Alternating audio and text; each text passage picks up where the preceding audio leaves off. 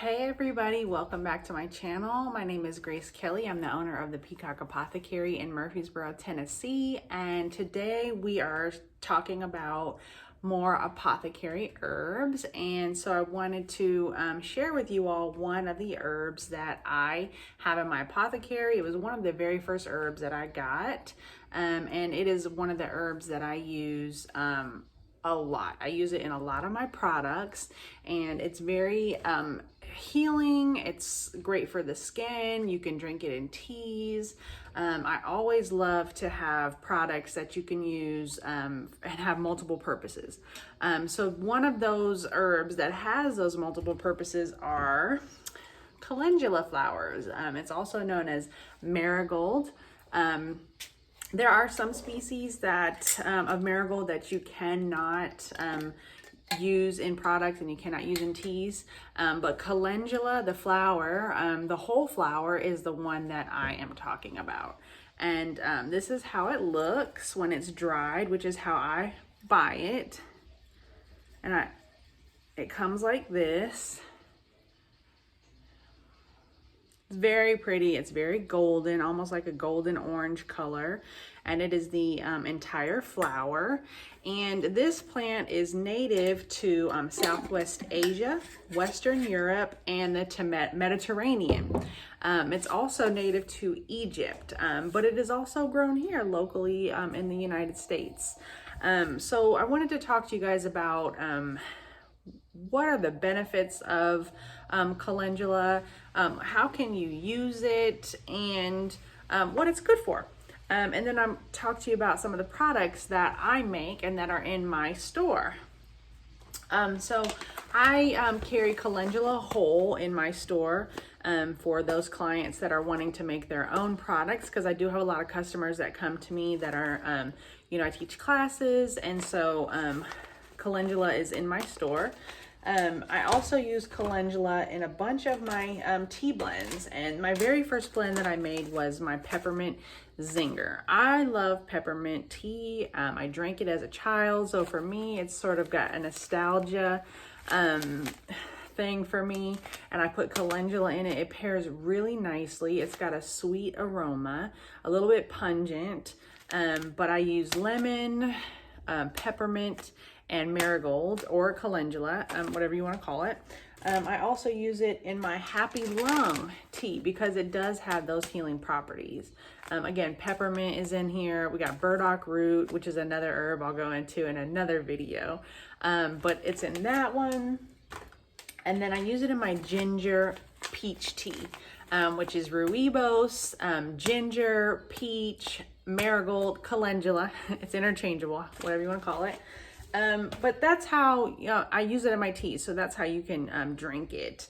The other benefits of calendula are that you can infuse it in oils and then use it in different topical products like lotions, salves, facial oils, creams. It is really beneficial for the skin, okay? So one of my first products that I ever made with the calendula that was a topical product was my Amish black drawing salve. And so with that, I infused the oil for 6 to 8 weeks, because that's what you want to do whenever you're infusing herbs into oils.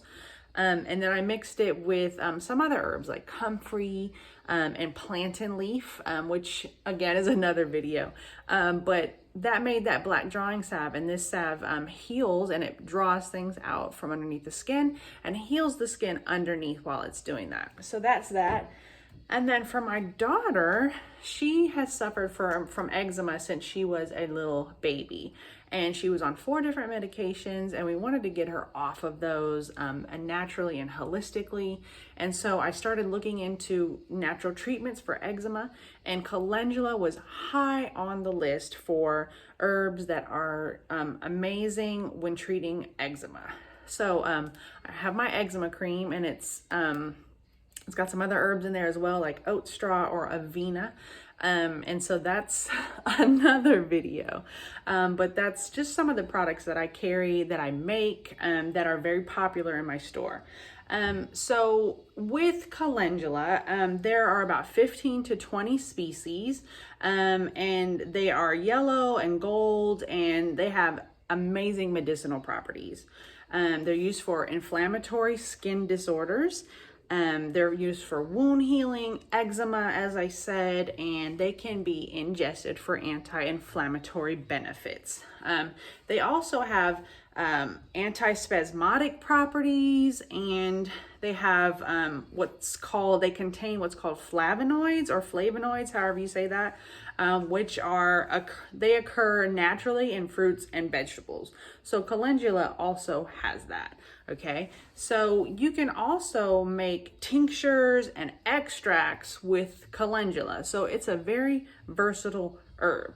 All right, and so what it does is if you're going to use it topically, like in a lotion, a cream, or a salve, or an oil, what the benefit of that is that the flowers, which are used for that, promote wound healing and reduce inflammation. Okay, and they can also reduce fever.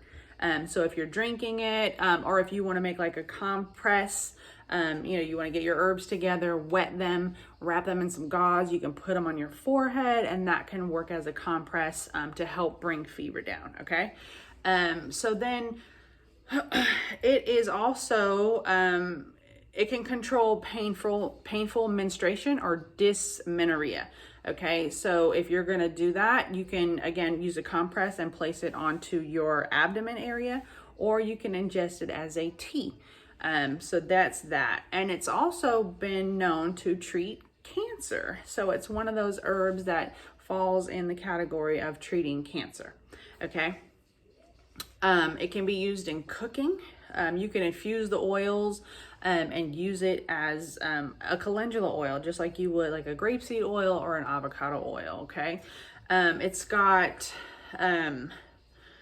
you can make ointments, balms, creams, lotions, tinctures, or you can take it in a capsule form. All right. So that's another way that you can do that. And what is interesting to me is that calendula actually means little calendar. Okay. So I'm not really sure what that comes from, but it could have come around, it could come from, the leaves going around. I'm not really sure. It's something I'd have to look more into.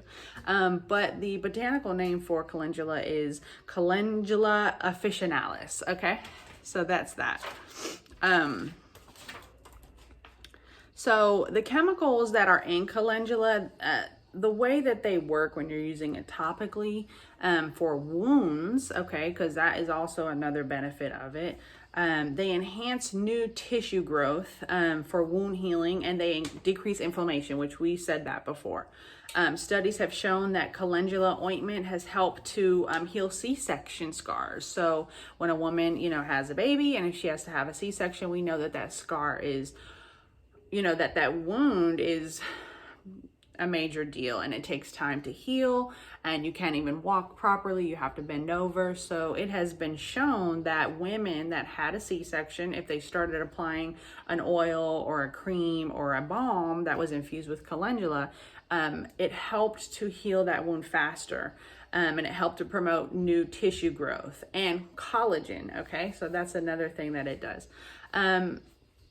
So this not only does it help with C-section scars, but there were studies that were done on patients that were in the hospital and in nursing homes and facilities like that developed pressure ulcers or pressure wounds or bed sores is another name for it. So patients that had these were treated with a calendula cream, ointment, or balm, and they noticed that these patients improved 7 times faster than those that had not been treated with it.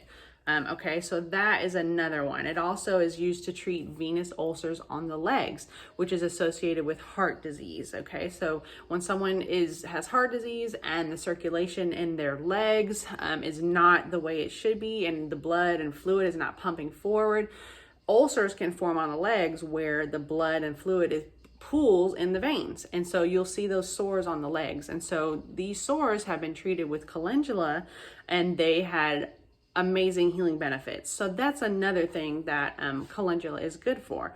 Okay, so overall calendula has the anti-inflammatory properties, and it's good for wound healing, and it's just good for the skin overall.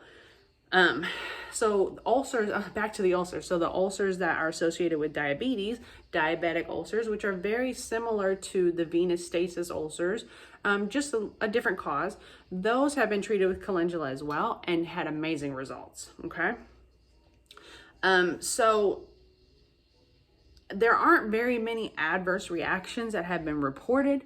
Only if someone is allergic to maybe ragweed, or marigold or anything in that species, they may have an allergic reaction to this, similar to if they, were allergic to ragweed or something like that. So maybe like a seasonal allergy. Okay. One more thing before I go. Marigold has also, or calendula has also been used to treat bacterial vaginosis. So, if there was a spray or a wash or a tonic that was infused, maybe like a witch hazel, or even just, a distilled water or a vinegar that was infused with the calendula, it's been shown to clear up bacterial vaginosis naturally. So there's a bunch of things that you can use calendula for.